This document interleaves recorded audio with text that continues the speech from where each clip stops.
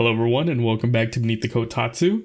My name is On, and on this episode, I was originally going to talk about the craziness that was Maburaho, the anime, until Reddit decided they wanted to drop our place again for April Fools, and that lasted for the weekend, 3 days, maybe 3.5, 4 days ish, and pretty much everyone was talking about it.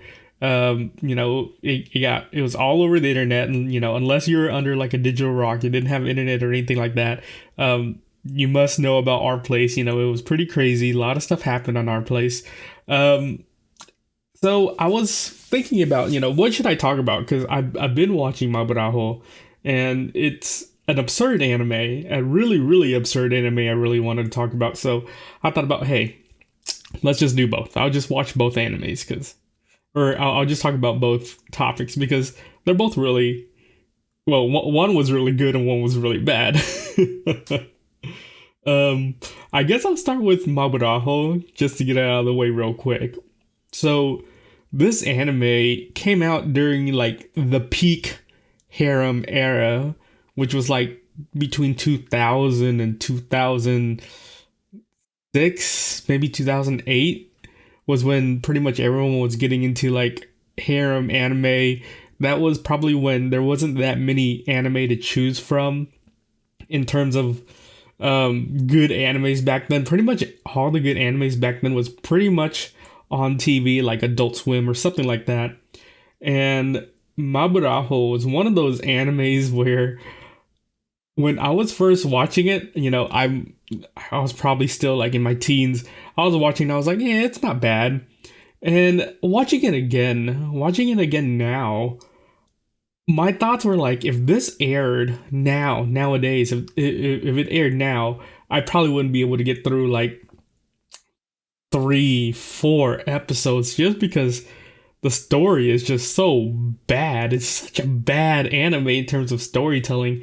It has lots of tropes. It's basically just a huge trope anime. I don't know what else to say about it.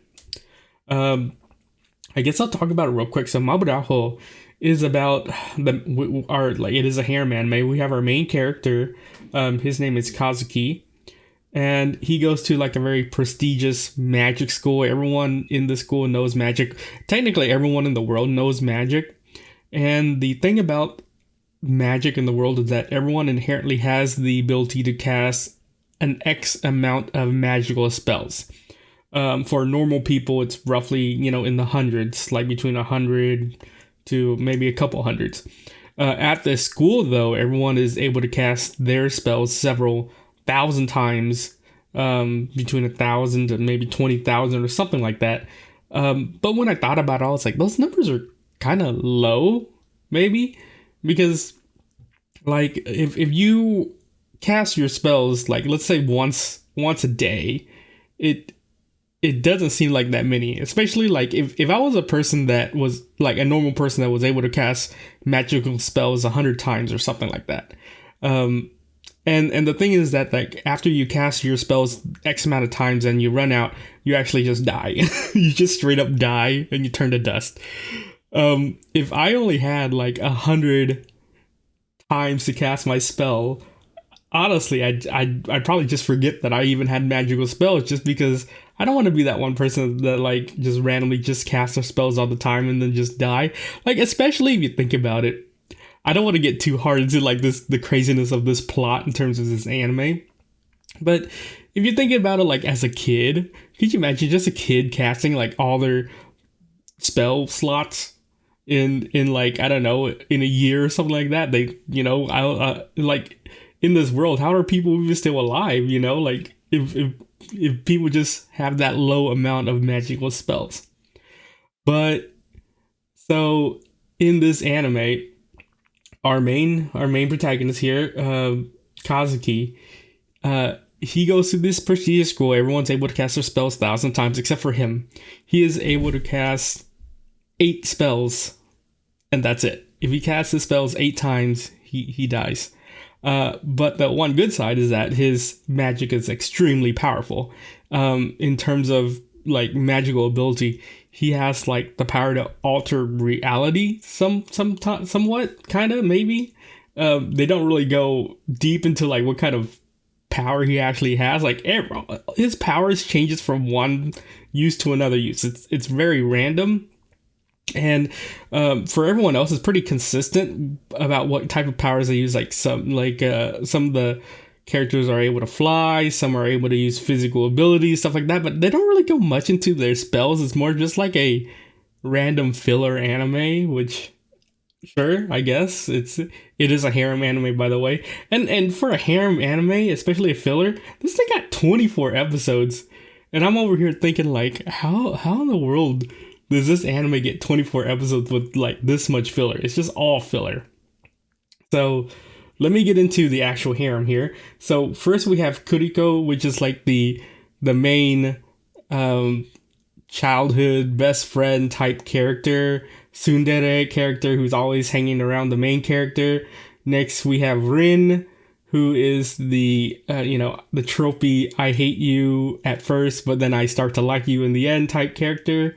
And then you have Yuna, which is like the blonde-haired girl, which is overly sexualized. And I thought it was extremely hilarious, especially if you watch it in English.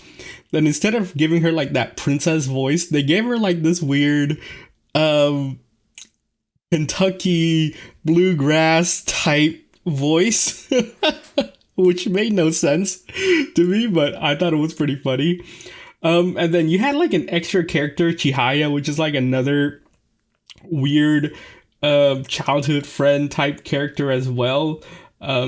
She's not in that many episodes, but she has like a pretty huge importance at the end of the show. And the end of the show honestly didn't even make that much sense to me, which is super weird. But I'll talk about the end of the show after I get to the main point of the show.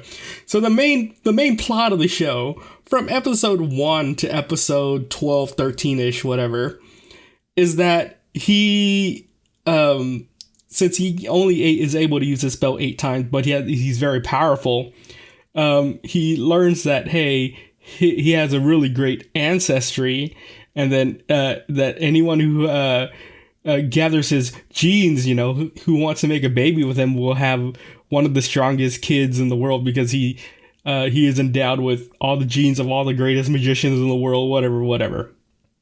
So the first 1 to 12 episodes, like in that time frame, like pretty much all the girls in the school are trying to get with him, but especially the 3 main characters, Kuriko, Rin, and Yuna.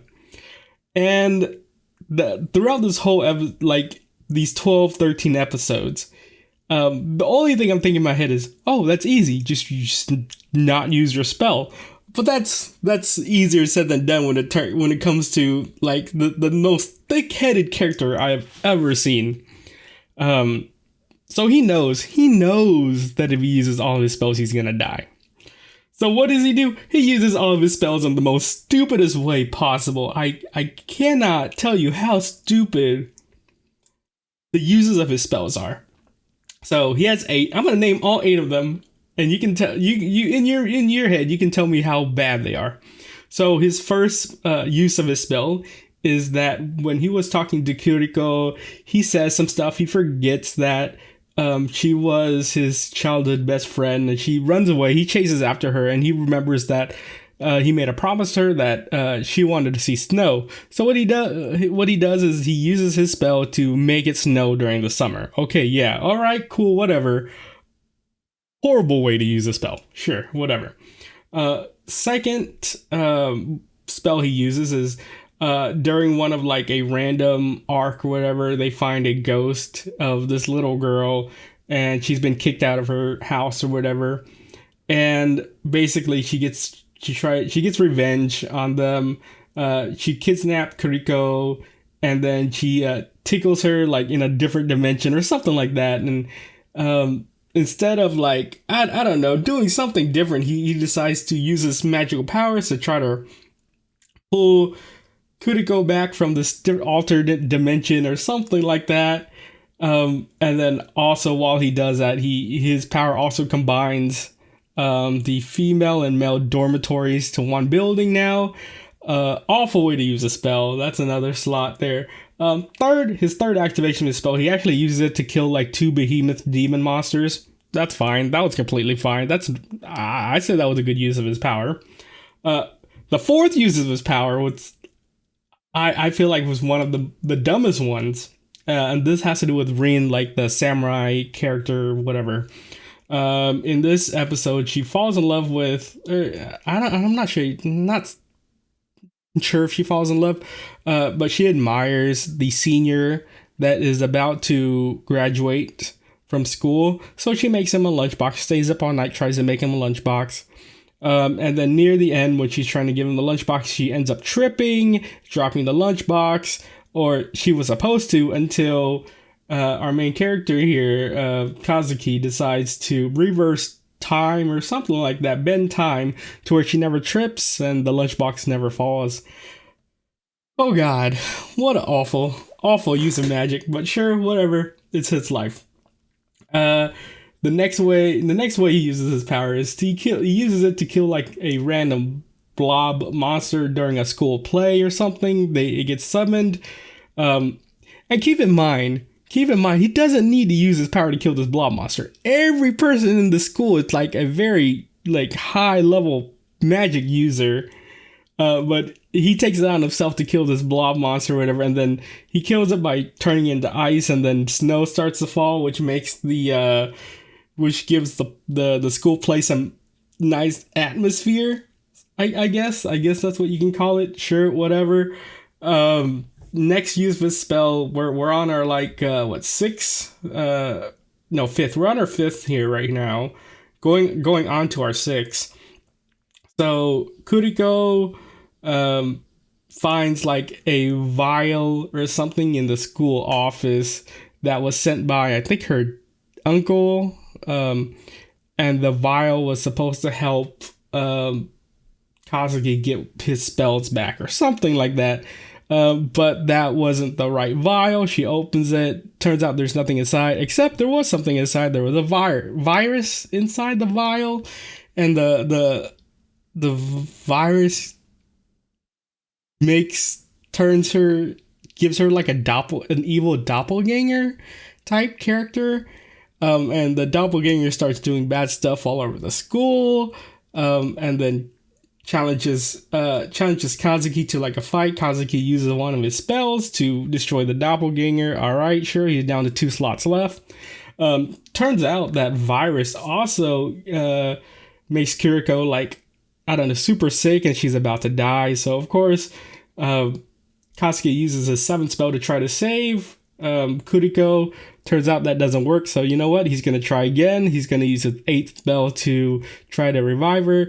Turns out it works, but now he's out of spell slots, and that's pretty much like the synopsis from episode 1 to episode 13. And you're saying like, okay, well, that's weird. There's still, several episodes left. There's still 12 episodes left. What's left? Turns out he ends up dying, and then he turns to a ghost. Because his power is so strong that he doesn't just fly into the aether once he dies.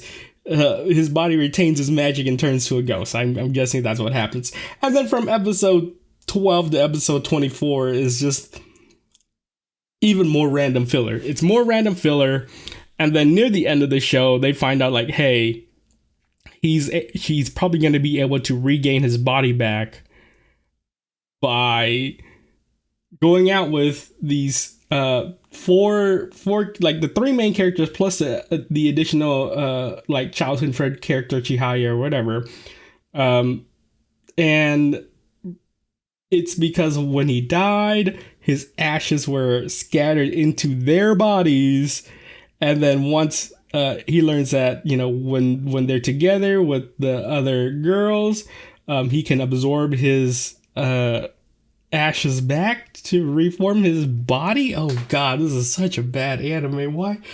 I don't even know why I put myself through watching this. Just trying to explain it. It was such a bad idea. Oh, such a bad anime. I don't know why I put myself through this watching such a bad anime. But Turns out that near the end, to get his body back, so he's gotten the ashes back from Rin, the samurai girl, and Yuna, the blonde haired girl. And to get his remaining ashes back, he needs to get the ashes from Kuriko, the childhood best friend, and Chihaya, the other childhood best friend. And here's the stupid part. The stupid part is that, so throughout like the whole series, they hook you on this idea that, hey, him and Yuriko are childhood best friends, and there's this like flashback of him making a promise to her that, you know, they will see snow and whatnot. But actually, that's not the real flashback. The real flashback is with actually Kuriko and Chihaya. They're both the same and separate person he made a promise to, the same promise that includes snow, and I don't know. I have no idea. But the thing is that once he regains all his ashes, he will lose his memories. All right, sure. And Kuriko is fine with that because she'd rather have his body back and for him to forget about her, but she hides on the opposite end, and she doesn't want to give him his body back because she doesn't want him to forget about her. And everyone's like, I think everyone's chasing after Chihaya, trying to talk her into giving up the ashes that's inside her body to reform Kazuki. And she's like the only straight person like in the group in my mind, because her argument is that, you know, he shouldn't have been a ghost in the first place because he shouldn't have used his powers. She's been looking after him this entire time, you know, like before he got into this debacle with the like learning that he has like magical genes, you know, and then all these girls are now following him. Like she has pretty much been watching him this whole time, just making sure he doesn't use any of his powers. And then she just straight up told like Kuriko, Rin, and Yuna that, you know, we shouldn't be in this situation because he shouldn't have used his powers in the first place. But here we are now. So, in the end, they end up talking to her, and she's like, "All right, fine. You know, it's fine. I'll give up my ashes to reform his body, yada yada yada." And then of course he gets his body back. End of story. That's pretty much the anime. It was awful. Do I like score wise? Okay, so when I was looking up the score for this anime on the My Anime list, it got like a 6.5 or something. And in my mind, I was like, you know, 6.5. That's a pretty standard rating for an anime that came out in 2003. I feel like that's actually normal for a harem type anime for something that came out in 2003. You know, that's like during the time of like To Love Ru and Zero no Skyma and a bunch of other harem type animes like that. To me, if I was to give it a score, I'd give it like 3.5, maybe. Am I being a bit too generous? I mean, it's not even a good like rainy day anime to watch. It's not even that good. It's 24 episodes too, so I felt like I was like, even watching it felt like a drag to watch as well. Like it's not worth the watch, but you know, if you like harem anime, if you want to like a nostalgia trip back to like the 2000s era anime, I guess this should fill up that slot. Even though it didn't make any sense, it was kind of stupid. It had a bunch of fillers. I guess it had some funny parts, but it's pretty much like geared towards like teenagers. Like when you're in that like horny teenager phase, this is like the type of anime you're looking for. Yeah, but that's pretty much it. It wasn't that good. I don't know what else to say about this anime other than that. So yeah, I'm just gonna get on to my next topic about Our Place. So if you didn't know, Our Place is basically like, you've never heard of Our Place and you don't know what it is. So Our Place is hosted on Reddit. Reddit is basically like a huge news article site or whatever like that, like with a bunch of different communities. You know, like where you can join communities for cars, sports, anime, games, anything like that. There's a community for pretty much everything. And Our Place, they originally had Our Place 5 years ago. And what originally is Our Place is it's a giant canvas of several thousand pixels. And each person is allowed to place one pixel of color on this canvas every 5 minutes. And you're thinking to yourself, oh, well, what's the significance of this? It's not very, what do you do with this? Well, if you have a big enough community, you can start making art, really nice looking art, especially on this canvas. And the big thing about the canvas in itself is that once you make the art, you actually have to physically stay up and defend it, because there's going to be other people, because it's a limited space. There's limited space, and everyone wants to be on this canvas. Every community wants to be on this canvas, but it's only going to be the big ones that take up the most space, that's going to have the most area, that gets to do the most amount of stuff, whatever. So basically that's what it is. It's a giant canvas. So the first thing I would tell you to do is like maybe pause the podcast here, go to go to YouTube, type in Reddit place 2022 time lapse, and you can see the entire thing. The entire thing was like 4 days total or something, like a little less than 4 days. And the great thing about this canvas is that it's actually 4 times bigger than the original canvas that was 5 years ago. So I guess I'll name some of the crazy stuff that happens during the during this canvas here. So the first thing that happened was when a canvas first opened up, there's this giant Ukrainian flag that expanded across the whole thing, which is awesome. Really big props to Ukraine here. The next thing I thought was pretty hilarious, and this actually went on throughout like the next 4 days or whatever, is with the Canadian flag. So Canada, the Canadian group is trying to make their Canadian flag, but to the life of them, they cannot make a leaf. They cannot form a leaf on their flag, which is funny. I think everyone's like got it in their heads like, hey, let's just mess with Canada the entire time and not let them make their leaf. Really funny. I thought it was hilarious. And then after that, we had like the invasion of flags. Every country had to put their flag somewhere on this canvas. It pretty much became a huge who can have a bigger flag type deal. All right. Yeah, that's pretty much it.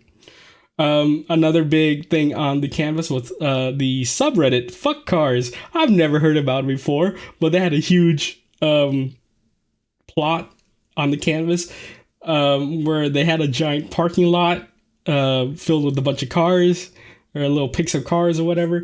And I thought this was extremely hilarious because the subreddit is pretty much the hate cars. They want more green ways of traveling, more walking, stuff like that. And I thought it was pretty ironic that the community banded together to protect a huge parking lot. Yeah, it's pretty absurd. It's pretty funny. The next thing I thought was pretty cool was the GameStop Super Stonk, where they talk about GameStop all the time, got on the canvas. But I didn't really want to talk about GameStop. I really wanted to talk about the ticker, the little green line going up and down with the stocks or whatever. Originally, I guess they had it just within their little canvas area, but it popped out of their little area and just flew across the whole map here.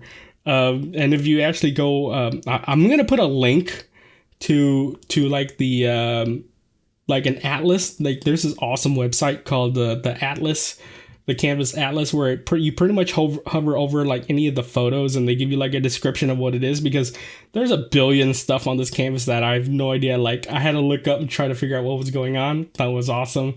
But if you look at if you find the GameStop, the Super Stock little art thing they had, and look at their ticker, you can see it fly across the entire map, get it going all over the place. Next thing I want to talk about is the Hololive X Belgium collaboration, which I thought was hilarious. Like if you look at the Hololive where they are on the canvas, they're kind of like inside the Belgian flag. Belgium and them got together real nice. And then there's like in the Belgian flag they put like a beer, and if you look at the beer, it's like overflowing from the cup and falling onto Hollow Council, pretty funny as well. And then when the canvas got the doubled in size and then quadrupled in size, Hololive actually expanded, which included Sad Yago. Fantastic. I love that art. And then with the expansion of Hololive, a bunch of other VTubers got involved as well. So you had the collaboration between Hololive, Nichi Sanji, and V Shoujo, plus a bunch of independent VTubers that were all kind of put together in there as well. So if you look at the atlas, in the links, definitely check it out. It's pretty cool. Next big thing is the streamer XQC or whatever. He started trying to invade the canvas, trying to black out a bunch of art and whatnot. He was going after first he was going after just random artwork, I think, and then he was targeting Hololive, and then after that he was targeting Osu. But Hololive put up a really good defense, especially with Iron Mouse. Iron Mouse on her stream saw that XQC was trying to attack the VTuber community, and she called arms to try to defend it. Pretty awesome. And I think everyone in general, from all the posts I saw on the RPlay subreddit, everyone pretty much ended up hating XQC by a lot. And there's a lot of streamers. I feel like the reason why they expanded the canvas so much is because every streamer that has even a minor following wanted to be on the canvas. But there are some streamers that are more graceful in their inclusion onto the canvas, and then there are some that are just trying to bash their way into the canvas, and usually that never works out. So just with XQC in general, he tried to put a huge logo of himself on the banner that took up maybe a tenth of the real estate, stayed on there for maybe a couple hours before it was instantly deleted by several other communities, because he pretty much made enemies with so many other communities, especially with the Osu community. Since I think from 5 years ago, Osu community has been pretty rampant with how defensive they are, trying to protect all their art and stuff like that. So he made a lot of enemies that day. Another thing that popped up on the canvas was the Genshin Impact. Oh my god, I think out of every gacha community, I think that one was pretty much really hated for some reason. I don't know why. They tried to make their logo on the canvas, and it was pretty big. It was a pretty big logo, trying to put the word Genshin on it. And then, of course, everyone got together and they changed it to Genshit, I guess because they didn't like it. And then it randomly became Shrek, and a Shrek meme. I have no idea. Definitely watch the time lapse. The next thing that caught my attention was the Among Us. They became rampant, and it's kind of hard to see. It's kind of hard to see on a time lapse. But what happened was that pretty much these mini Among Us pixels, which were 15 pixels at most or something like that, started making their way into random art pieces. If you could find a really nice blown up picture and zoom in really close, you'll probably be able to see just random Among Us and insert it into random photos or just random artworks. It's pretty crazy.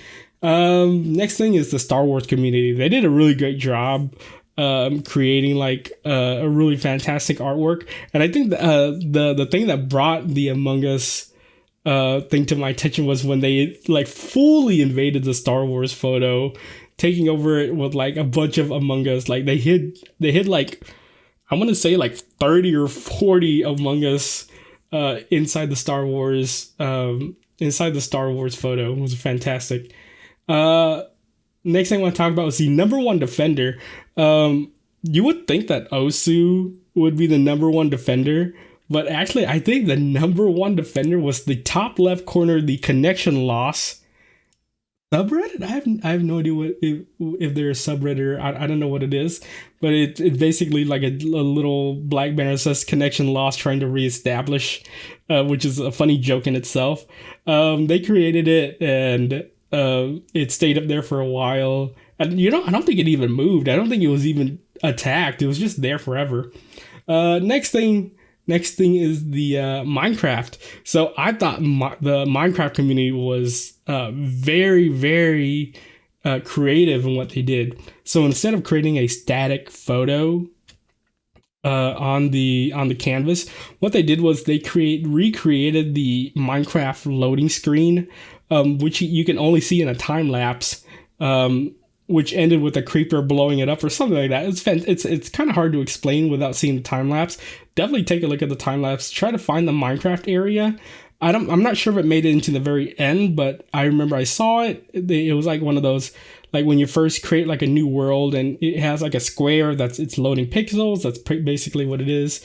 Next thing was the void. The void pretty much came back from 5 years ago. What the void is that it's just a random area will pop up and it will just be taken over by just a bunch of black pixels, which in general, I like the void. The void basically will remove artwork that's not being fully defended all the way, which makes way for new artworks or different stuff like that. Except that the void was taken over by like another streamer and he was randomly targeting. I don't think it was random. He was like specifically targeting like the My Little Pony subreddit and community and stuff like that. I think it was XQC again, maybe.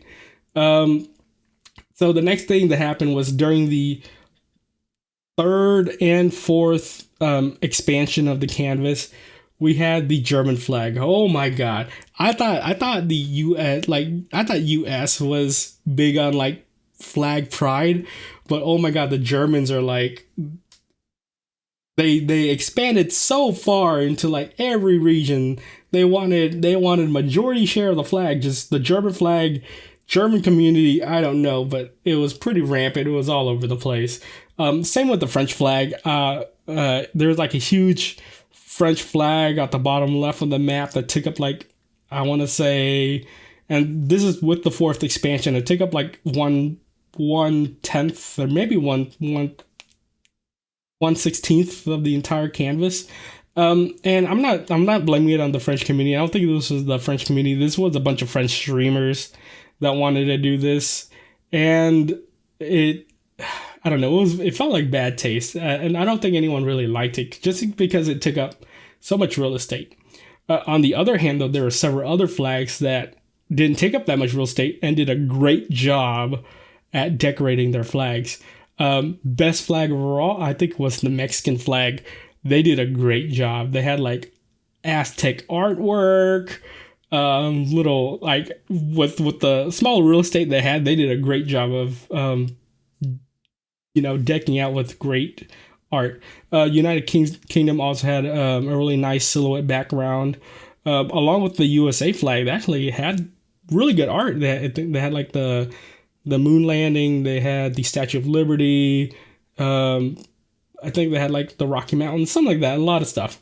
Another big thing that stood out to me was the Portuguese and Argentina flags. The collaboration between those two.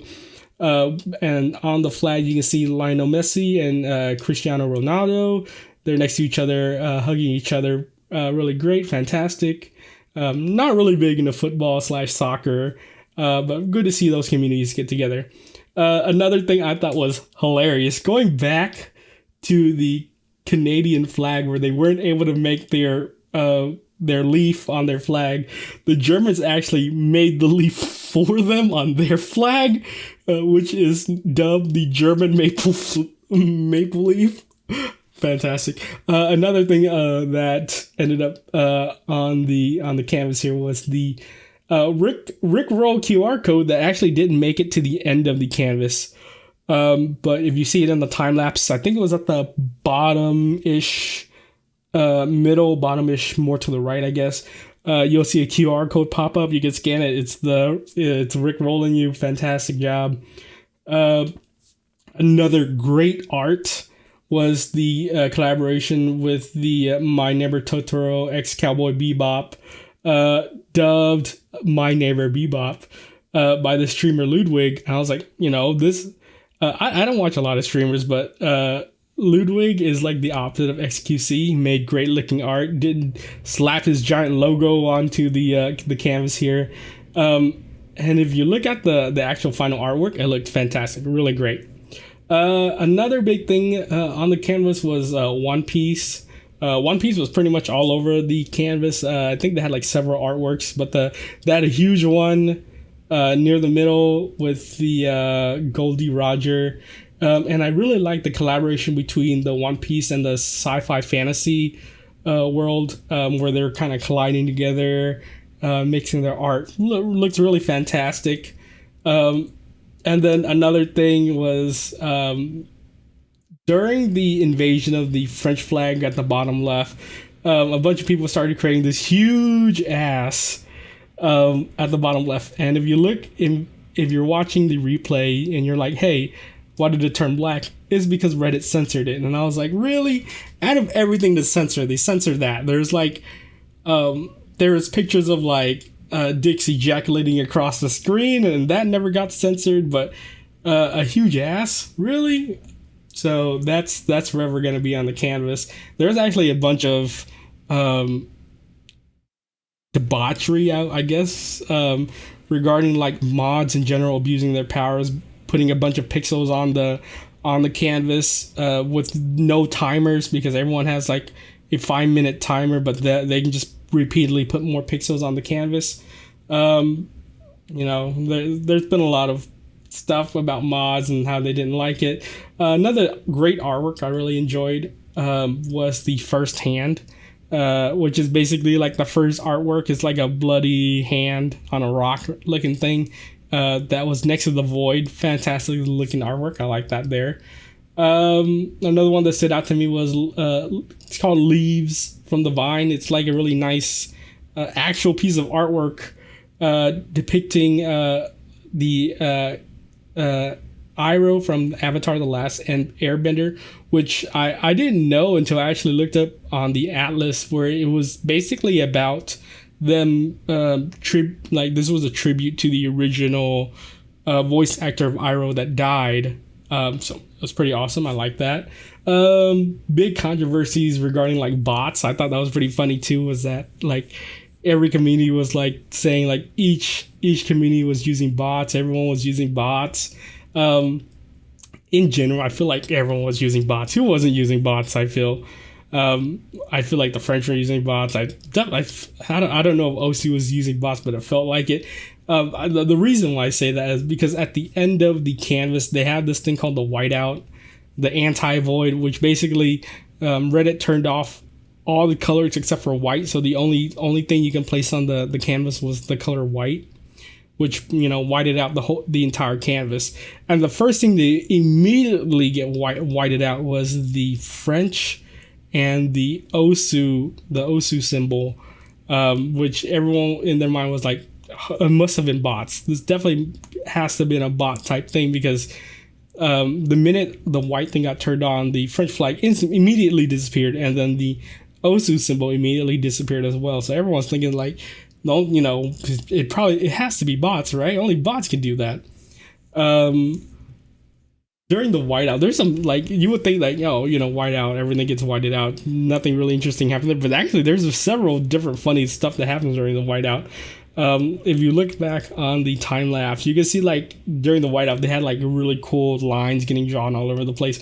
But I think the funniest thing that happened during the whiteout was the Goldie Roger laser that shot across the map, because the Goldie Roger was like, he had his mouth open, and then you can see this giant white line just blast across the screen. It was really funny. It was fantastic. I think that was pretty much everything about our place. It was really enjoyable. I really hope they do this, maybe not next year, but maybe the year after. But I think they do need a little bit of restraint in terms of bots or additional accounts, because pretty much everyone was making like like 4 or 5 additional accounts to put on extra pixels, and it's really hard to get past this. Like, I know they said they had like anti-bot measures or something like that, but it didn't look like it was doing anything really.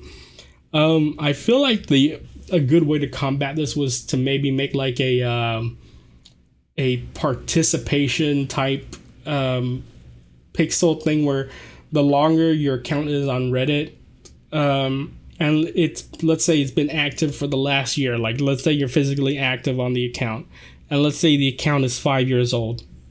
When you place a pixel, it has like a five dot counter or something like that. So to be able to replace your dot, like, let's say a new account with 0, like freshly made account, there would have to be 5 freshly made accounts to attack that 1 pixel to remove yours. But if someone with, let's say, 6 years on their account places a pixel on yours, they nullify your 5 years or your 5 pixels and then place one of their own. Let's say if it's someone with 10 years, they replace your pixels and then place an additional 5 of their own on there. So so they need, someone else needs like 5 additional pixels to replace that.